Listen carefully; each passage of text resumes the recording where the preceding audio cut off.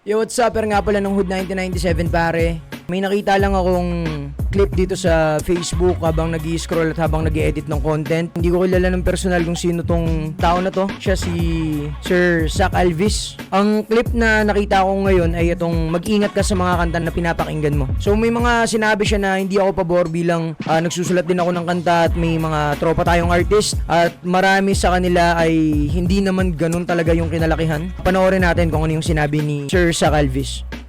Mag-iingat ka sa mga kanta na pinapakinggan mo. Alam mo ba, music can enter your spirit without permission. Kaya bago mo pakinggan yung kanta, study mo muna yung writers, singers, and artists. Okay. Doon pa lang. Sabi niya papasok daw yung music sa'yo without your permission. Para sa akin tol, haka-haka lang yan. Tangina, ikaw yung may hawak ng earphone. Ikaw pipindot ng play. Diba? Nasa iyo kung papakinggan mo sila o hindi. Maaring mapakinggan mo man sila ngayon dahil nagpapatugtog yung kapitbahay mo. Pero hindi naman ibig sabihin nun, pag napakinggan mo sila magiging ganun ka na agad. Magiging zombie ka na ng artist na yun. Choice mo pa rin kung anong vibe yung trip mong i-absorb o hindi, tol. Kung gumagamit sila ng droga, guess what? Madalas about drugs ang lyrics nila. Kung ang alam lang nila ay alcohol at party, guess what? Alcohol at party ang magiging tema ng music nila. At kung Satan worshipper sila, huwag kang magtataka kung may lyrics tungkol kay Satan sa mga kanta nila. Okay, stop muna natin dun. Sabi niya, kung gumagamit ng droga yung mga artist, puro droga yung nasa lyrics nila, di ba, mga ganun type shit. Maling-mali, tol. Kasi maraming mga artist yung may madilim na nakaraan, pero yung kanta nila tungkol sa mga pagbangon sa buhay, tungkol sa hirap ng buhay, kung paano nila nalagpasan yun. Hindi porket party animal yung singer na yun o kung sinong artist man yun, wala na siyang lalim. Parang kumbaga yung sinabi niya na yun, parang kinakahon niya yung tao na, okay, mahilig siya sa drugs. Magiging puro drugs na yung nasa kanta niyan. Meron nga mga tao na laging nasa simbahan Pero pagkatapos sa simbahan, anong ginagawa? Nagsashabu, na ninira ng buhay ng mga tao, nagchichismis, di ba? So, ang laking sablay nun, tol. Kumbaga, parang akala siguro ni Sir Zach, 100% ng lifestyle ng artist nandun na sa kanta. Parang kung ano yung narinig niya, wala, ayun na yung artist na yun. Parang ganun ko siya naiintindihan sa gusto niyang iparating. Minsan talaga acting lang yan, tol. Yung mga nakikita nyo sa mga MV, kala nyo ang aangas dyan, pero may mga artist dyan tol na mababait pag nakasama nyo na ng personal.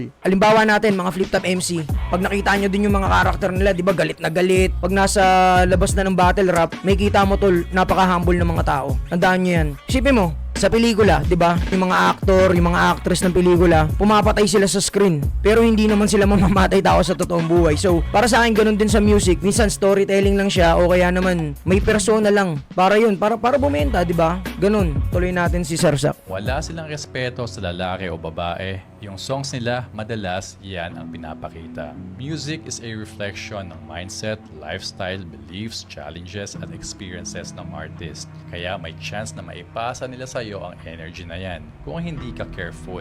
Just because maganda yung beat, catchy yung tune, hindi ibig sabihin safe yun para sa'yo. Spend lots of time praying at makinig ka sa Holy Spirit. Yan ang shield mo, yan ang protection mo. Hindi lahat ng music ay harmless. Piliin mo kung ano ang ipapasok mo sa puso mo at sa isip mo. Just remember, music can inspire you or it can also destroy you. Be intentional, be careful before you enjoy listening to that music. Okay, so ayun yung pinakauli niyang sinabi para sa akin yung energy transfer na scaring tactics na yun tol. Parang masyadong tinatakot yung mga tao Parang sinasabi niya na wala tayong sariling paninindigan. Kung halimbawa yung rap tungkol sa mga gangster rap, maangas, hindi naman pagkagising mo gangster ka na bukas dahil dun sa kantang yun Maraming mga tao nakikinig para sa beats o kaya para makarelate sa struggle ng mga artist. Hindi para gayahin ng bisyo, ganun. Oo, lahat tayo meron tayong sariling isip, kaya nga tayo merong free will Nangyayari kasi dito parang sinasabi niya yung mga masasama agad na parte ng music. Parang tinatanggalan niya tayo ng free will bilang listeners. Masyadong nagiging judgmental para sa mga artist. Ayun yung nakikita ko. Parang hindi niya alam yung pinagkaiba ng creativity sa reality. 'Di ba? Tulad nga na sinabi ko, may mga tao na after sa simbahan, after ng misa, after ng ganito ganyan, pagkatapos niyan sila pa yung mga masasama So hindi mo pwedeng i-generalize yung mga artist, hindi mo pwedeng i-generalize yung mga music. Tapos bandang dulo, maglalagay ka ng mga Satan, God, mga worship na ganyan. Kasi parang ang lumalabas, ang ginagamit ka ba talaga ng Diyos o 'di ba ikaw yung gumagamit sa kanya. Yun lang yung para sa akin. Shoutout kay Sir Zach Alvis. Siguro ayun lang din yung point ko. Hindi ko siya kilala ng personal, wala akong galit. Gusto ko lang sabihin yung nasa isip ko bilang artist at bilang isang music maker. See?